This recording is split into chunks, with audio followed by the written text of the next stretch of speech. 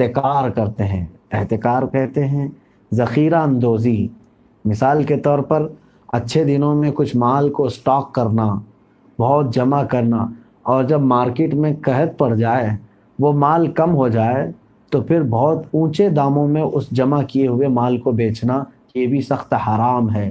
اللہ کے نبی صلی اللہ علیہ وسلم نے اس کو منع فرمایا، اور سخت وعید ہے ایسا کرنے والے پر، کیونکہ یہ لوگوں کی زندگیوں سے کھیل رہا ہے اور قانونی جرم بھی ہے۔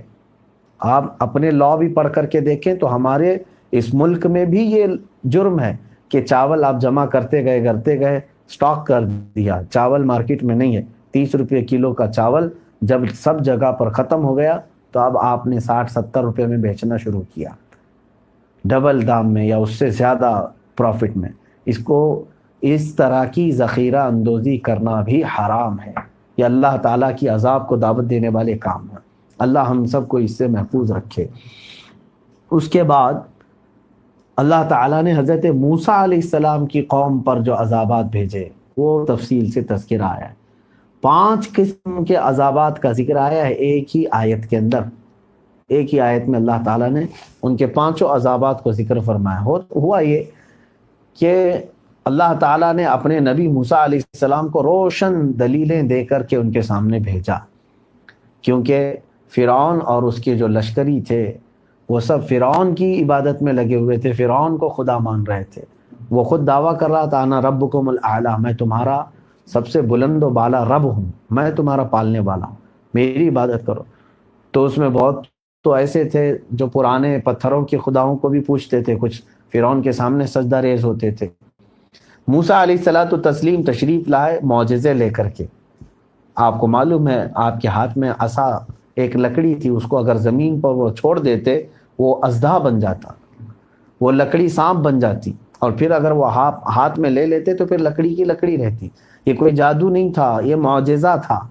ان کے مقابل میں بہت سارے جادوگر آئے مقابلہ کرنے کے لیے۔ ایک مرتبہ ایسا ہوا کہ فرعون نے کہا کہ اگر تم نبی ہو تو آؤ میرے جادوگروں کے ساتھ مقابلہ کرو، تم تو جادو سیکھ کر کے آئے ہو۔ تو بہت بڑے بڑے جادوگر آئے، انہوں نے زمین پر چھوٹی چھوٹی رسیاں ڈالی تو وہ بھی سانپ بن گئے۔ وہ جادو کیا ہے، نظر بندی ہو سکتی، حقیقت کی تبدیلی نہیں ہو سکتی۔ حضرت موسیٰ علیہ السلام نے اپنا عصا ڈالا تو یہ اتنا بڑا اژدہا بن گیا کہ یہ سارے وہ چھوٹے سانپوں کو کھا گئے، ایک ہی سانس میں سب کھا گئے۔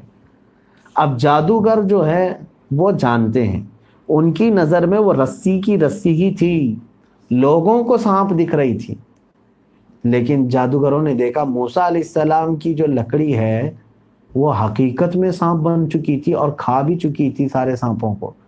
تو یہ دیکھ کر کے وہ سارے جادوگر ایمان بھی لائے۔ اب یہ اتنا بڑا معجزہ سامنے صاف نظر آیا، اس کے باوجود فرعون اور اس کے کچھ لشکریوں نے سرکشی کی اور حضرت موسیٰ علیہ السلام کو مارنے کا، قتل کرنے کا منصوبہ بھی بنایا۔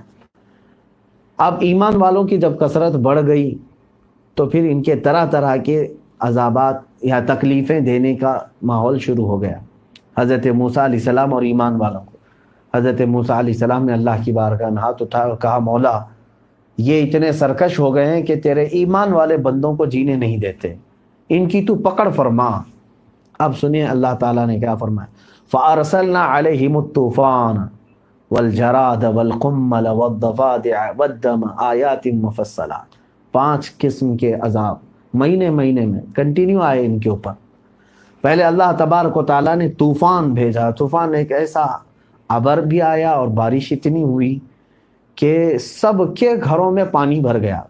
قدرت خداوندی تو دیکھیں، اتنا پانی بھرا کہ یہ قبطی ان کو کہتے ہیں، وہ فرعون کے جو لشکری تھے، تو یہ جتنے بھی آل فرعون تھے، فرعونی تھے، ان کے سب کے گھروں میں گردن تک پانی تھا، نہ یہ بیٹھ سکتے تھے نہ سو سکتے تھے، کھڑے رہنا ہے ان کو اپنے جس جگہ پر کھڑے ہیں، اتنا پانی ہے کہ وہ ڈوبے ہوئے ہیں گردن تک، اور جو بیٹھنے کی کوشش کیا وہ اس میں ڈوب گیا، مر گیا۔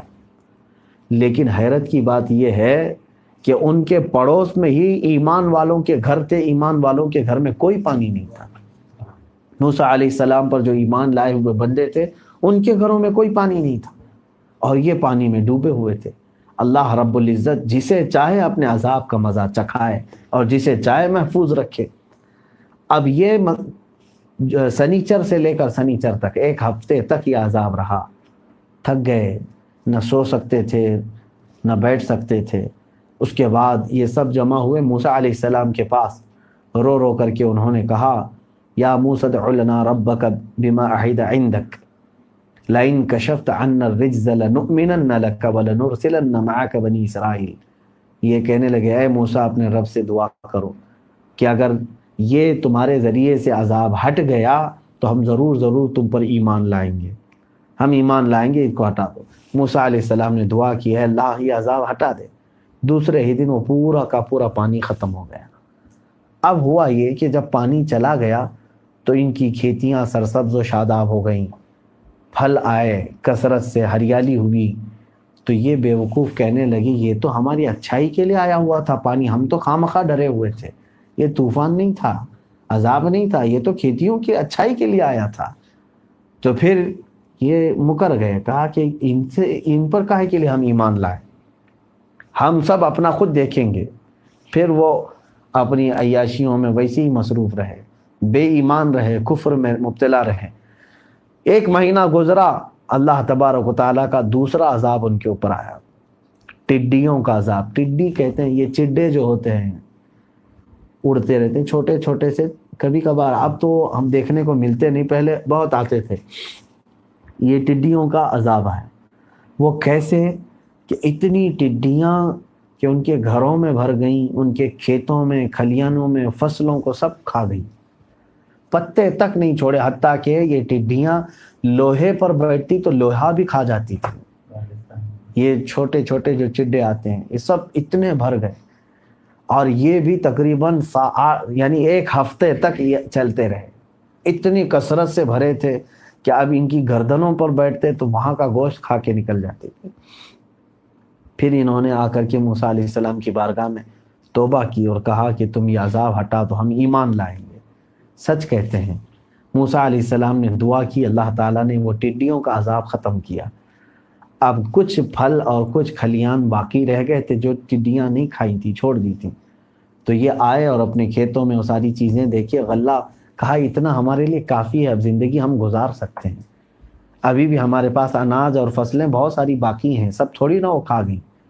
پھر وہ مکر گئے اپنے وعدے سے، ایمان نہیں لائے اور سرکشی میں مبتلا رہے۔ اللہ تبارک و تعالیٰ کا تیسرا عذاب آیا، والقمل، جوؤں کا عذاب۔ جوئیں جو سر میں ہوتی ہیں، مفسرین نے اس کو فرمایا جوئیں یا تو ایک کیڑا تھا جو اللہ تعالیٰ نے اتنی بڑی تعداد میں بھیجا کہ ان کے کھانے میں، ان کے برتنوں میں، ان کی آنکھوں پر، ان کے چہرے پر، ہر جگہ یہ جوؤں کا عذاب، نہ بستر پر، کہیں پر بھی کوئی جگہ خالی نہیں ہوتی۔ اچھا یہ سب عذابوں میں ایمان والوں کے ہاں اس طرح کی کوئی چیز نہیں تھی، صرف یہ فرعونیوں کے گھروں میں ہوتا تھا، قبطیوں کے ہاں۔ یہ بھی 7 دن تک چلا، پھر وعدہ کیا انہوں نے، پھر موسیٰ علیہ السلام نے دعا کی، پھر عذاب ہٹا، پھر اس کے بعد پھر ویسی ہی چیزیں۔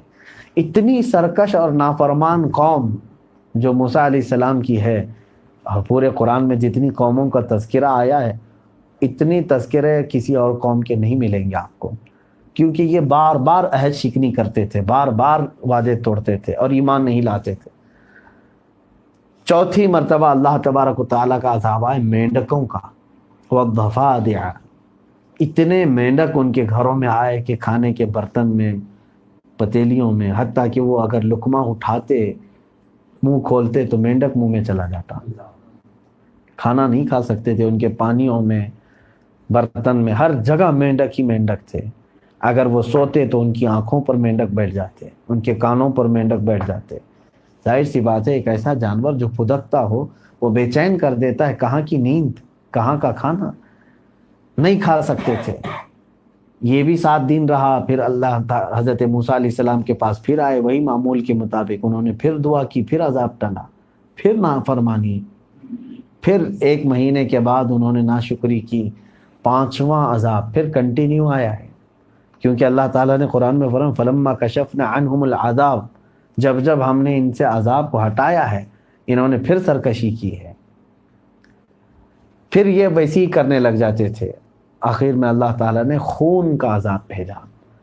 جتنے کنویں تھے، ندیاں تھیں، تالاب تھی، سب خون سے بھر گئے. ان کے گھروں کے پانی کے مٹکے سب کچھ خون سے بھر گئے کہ نہ یہ کھانا بنا سکتے تھے نہ پانی پی سکتے تھے. اور وہی بنی اسرائیل پر ایسا کوئی عذاب نہیں تھا. یعنی موسیٰ علیہ السلام کے ایمان والے جو جتنے بھی امتی تھے ان پر ایسا عذاب نہیں تھا. حتیٰ کہ پانی نکالنے کے لیے ایک ہی کنویں پر دونوں جاتے تھے، قبطی بھی جاتے تھے اور یہ ایمان والے بھی جاتے تھے. لیکن جب ایمان والے اس کنویں سے اپنا ڈول نکالتے پانی نکلتا، وہ قبطی نکالتے تو ان کے ڈول میں خون نکلتا تھا. اس کے علاوہ یہ بھی مسئلہ ایسا ہے، اللہ تعالیٰ کا عذاب تو دیکھیں کہ وہ اگر پانی لے لیں منہ میں خون ہو جاتا، اور کھانا منہ میں ڈالیں خون بن جاتا، پورا کا پورا خون، بستہ خون. لیکن وہی قریب میں بیٹھ کر کے کوئی مومن یا مومنہ کھا رہے ہوں اور پی رہے ہوں، ان کے کھانے اور پانی میں کچھ نہیں ہوتا. تو کچھ قبطیوں نے یہ تک کیا، کچھ فرعونیوں نے یہ کیا کہ چلو ان کو ہم اپنے طرف کر لیتے ہیں. تو آ کر کے کچھ ایمان والوں کے پاس ان کے پاس میٹھی میٹھی باتیں کر کے ان سے یہ کہا کہ ایسا ہے کہ تم لقمہ اپنے کھانے کا اٹھا کر ہمارے منہ میں ڈال دو، تمہارا کھانا صحیح سلامت ہوتا ہے، ہمارا کھانا خون بنتا ہے. تو وہ جو بنی اسرائیل کے مومنین تھے وہ کھانے کا لقمہ اٹھا کر کے ان کے منہ میں ڈالتے، ان کے منہ میں جاتے پھر خون ہوتا تھا. یہاں تک انہوں نے کیا کہ ان قبطیوں نے، فرعونیوں نے ان اسرائیلیوں سے کہا، یعنی بنی اسرائیل کے مومنین سے کہا کہ تم اپنے منہ میں لے لو، پانی لے لو، کھانا لے لو، اور پھر ہمارے منہ میں کلی کر دو. یہاں تک نوبت آئی، وہ بھی انہوں نے کیا، لیکن جب کلی ان کے منہ میں پڑتی پھر خون بنتا تھا.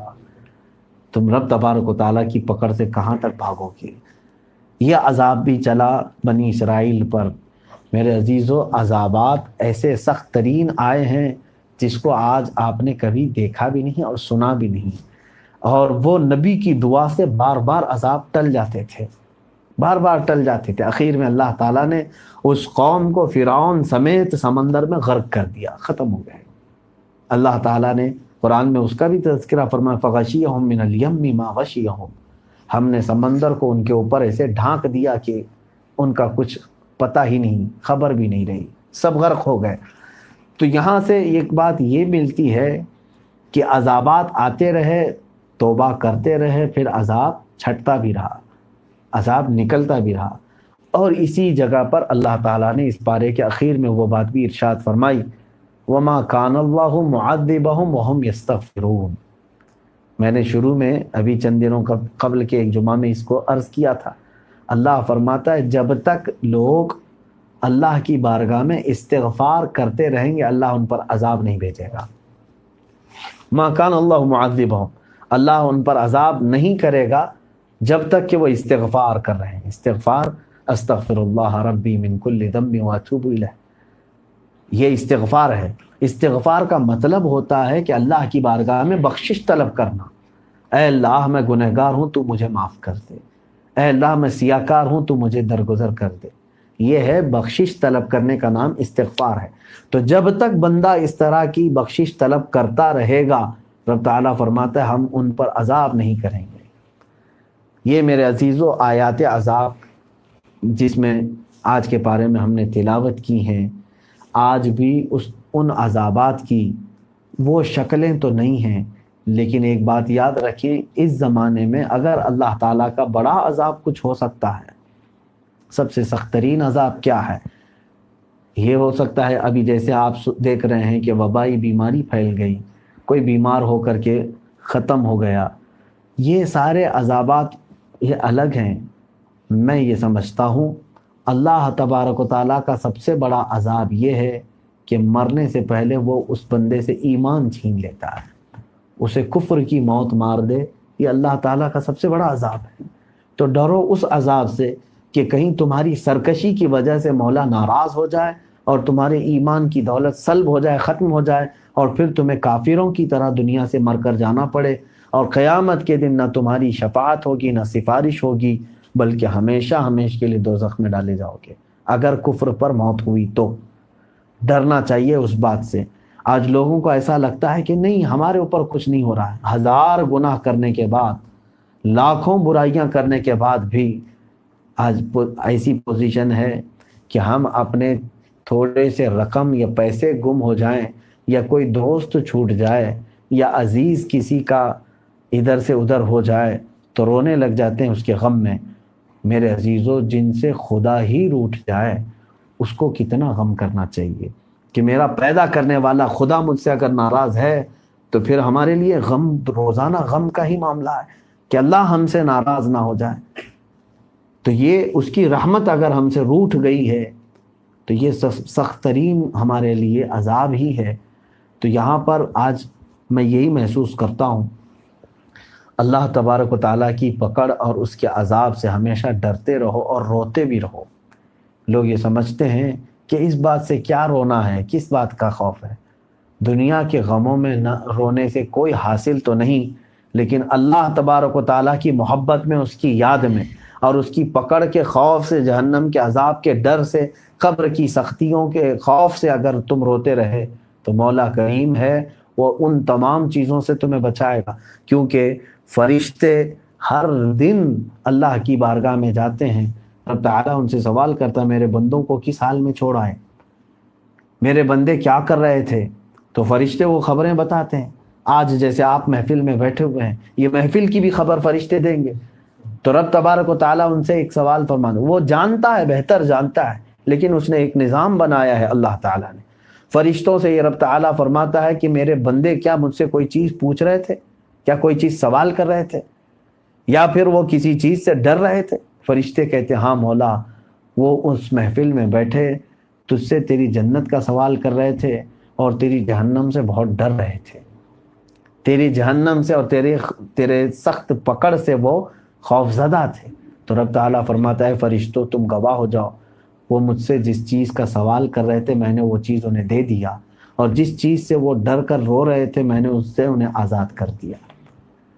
تو میرے عزیزو، جب تک آپ اللہ رب العزت سے یہ آس لگا کر کے رہو گے، موتی سمجھ کے شان کریمی نے چن لیے قطرے جو گرے تھے عرق انفعال کے۔ اقبال نے کہا ہے کہ اگر ہمارے آنکھوں سے آنسوؤں کے چند قطرے بھی گر جائیں تو اللہ تبارک و تعالیٰ کی شان کریمی موتیوں سے زیادہ اسے قیمت دیتی ہے۔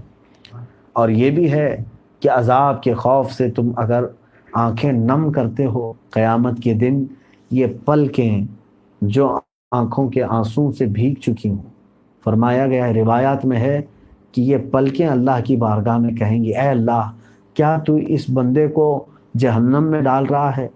رب تعالیٰ فرمائے گا ہاں اس کے گناہ ہیں، اسے دوزخ میں بھیجا جائے گا۔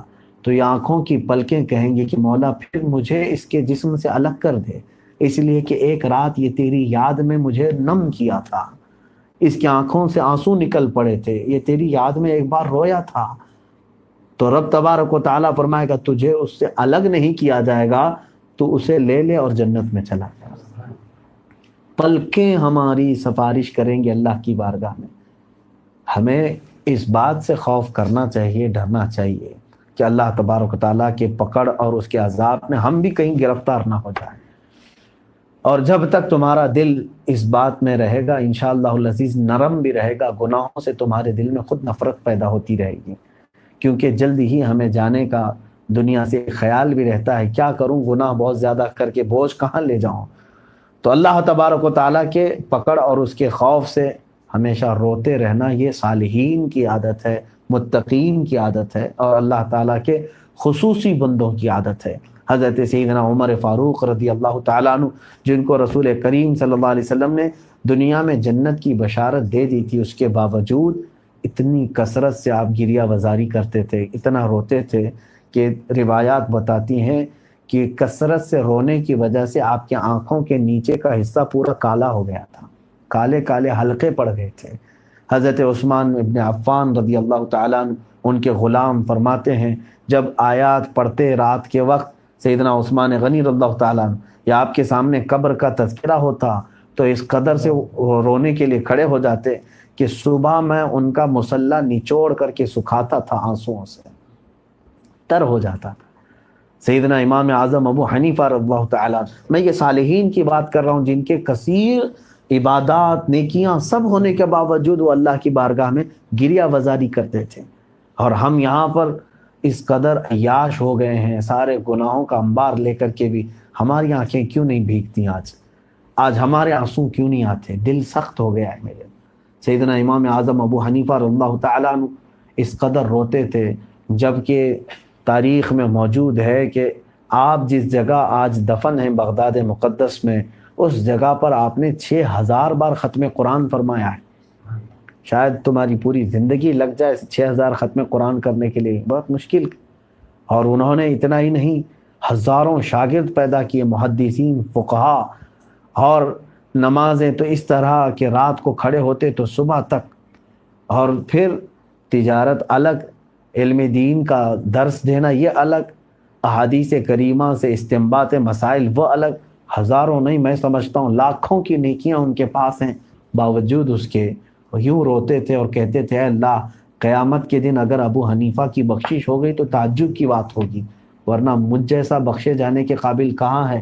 اے اللہ، قیامت کے دن اگر میرا کوئی عمل تیری بارگاہ میں نہیں مقبول ہوا تو بس میری سفید داڑھی دیکھ کر کے تو مجھ پر رحم فرما دے، اس لیے کہ تو نے فرمایا ہے سفید داڑھی والے پر عذاب دینے مجھے حیا آتی ہے۔ عزیزان گرامی، یہ میں اس لیے عرض کر رہا ہوں کہ اتنے بڑے بڑے اکابرین، ان کو خوف تھا اللہ رب العزت کا، ڈرتے تھے۔ عذابات الہیہ میں نے آج آپ کو سنایا ہے، بنی اسرائیل میں جس طرح آئے، دوسری قوموں میں جس طرح آئے، وہ اللہ تبارک و تعالیٰ کا غضب آج بھی ہے۔ لیکن ہم نے آیت آج تلاوت کی ہے سورہ انفال کی، رب تعالیٰ فرماتا ہے وَمَا كَانَ اللَّهُ لِيُعَذِّبَهُمْ وَأَنْتَ فِيهِمْ، اللہ اب اس قوم کو ویسا عذاب نہیں دے گا اس لیے کہ تمہارے درمیان میرا محبوب جلوہ گر ہے، اے رسول آپ ان کے درمیان ہیں۔ پتہ چلا کہ برکت رسول ہے جو عذابات سے ہمیں محفوظ رکھی ہوئی ہے۔ یہاں سے ایک عقیدہ یہ بھی پتہ چلتا ہے، جن ظالموں نے کہا میرے آقا صلی اللہ علیہ وسلم کو کہ وہ مر کر مٹی میں مل گئے، معاذ اللہ رب العالمین، وہ ایسا بھیانک عقیدہ رکھتے ہیں، میں سمجھتا ہوں ان کا اسلام سے کوئی تعلق نہیں۔ عزیزان گرامی، ہمارا عقیدہ تو یہ ہے یا رسول اللہ صلی اللہ علیہ وسلم تو زندہ ہے واللہ، تو زندہ ہے واللہ، میری چشم عالم سے چھپ جانے والے۔ قرآن نے جب یہ کہا وَأَنْتَ فِيهِمْ، آپ ان کے درمیان میں ہیں، یہ نہیں اب آیت یہ پڑھی جاتی ہے کیا کہ آپ ان کے درمیان میں تھے، نہیں، بلکہ ابھی کیا کہا جاتا ہے، آپ ان کے درمیان ہیں۔ آج بھی اگر عذابات اس طرح کے نہیں آ رہے ہیں تو اس کی وجہ یہ ہے مصطفیٰ کریم صلی اللہ تعالیٰ علیہ وسلم ہمارے درمیان جلوہ گر ہیں۔ یہ اور بات ہے کہ قبر کی زندگی وہ عالم برزخ میں زندہ ہیں۔ عالم برزخ ایک الگ دنیا ہے، ہماری آنکھیں عالم برزخ کو نہیں دیکھ سکتی، لیکن میرے آقا صلی اللہ علیہ وسلم کی حیات ہے، بلکہ دنیاوی حیات سے بہتر حیات ان کو وہاں دی جاتی ہے۔ حضور اکرم صلی اللہ تعالیٰ علیہ وسلم موجود ہیں، یہ عقیدہ رکھ کر کے چلیں، اسی وجہ سے آج ہم عذابات سے محفوظ ہیں میرے عزیزو۔ اور ہمارے ائمہ کرام، خصوصاً بڑے مشائخ جو سلسلہ قادریہ کے، انہوں نے تو یہ فرمایا انت فیہم، کے اللہ تعالیٰ نے جو یہ فرمایا آپ ان کے بیچ میں ہیں، ان کے درمیان میں ہیں۔ اللہ نے اپنے رسول صلی اللہ علیہ وسلم کو بیچ میں رکھ کر کے اس رحمت سے صرف مومنین بندے ہی سرشار نہیں ہیں، کفار و مشرکین بھی بچ گئے۔ اس زمانے کے امت مصطفیٰ صلی اللہ علیہ وسلم میں جتنے یہودی ہیں، عیسائی ہیں، کفار ہیں، مشرکین ہیں، وہ سب بھی تو بچ گئے۔ کس کی برکت ہے یہ؟ مصطفیٰ کریم صلی اللہ علیہ وسلم کی۔ منکرین کو بھی اللہ تعالیٰ نے برکت رسول صلی اللہ علیہ وسلم کی وجہ سے بچا لیا ہے۔ عزیزان گرامی، اللہ رب العزت نے اگر رسول کریم صلی اللہ علیہ وسلم کی رحمت کاملہ سے ہم سب کی حفاظت فرمائی ہے تو پھر ہم سب کو یہ محسوس کرنا چاہیے کہ ہم اترا کر کے گمراہ نہ ہو جائیں کہ قیامت کے دن وہ رسول کی شفاعت بھی ہم کو نہ میسر آئے تو پھر زندگی کس کام کی ہے۔ اللہ کریم ہے، ہم سب کی حفاظت فرمائے۔ وہ ہر عالم کی رحمت ہے، کسی عالم میں رہ جاتے، یہ ان کی مہربانی ہے کہ یہ عالم پسند آیا۔ میرے آقا صلی اللہ علیہ وسلم ہمارے درمیان آئے ہیں، یہ میرے آقا کی مہربانی ہے۔ اللہ اس مہربانی کو ہمیشہ قائم رکھے۔ میرے آقا صلی اللہ علیہ وسلم کا جو تعلق آج ہمارا ہے، قیامت کے دن بھی مولا ہمارا وہی تعلق قائم و دائم رکھے۔ اور بھی دیگر آیتیں ہم نے آج تلاوت کی ہیں، بہت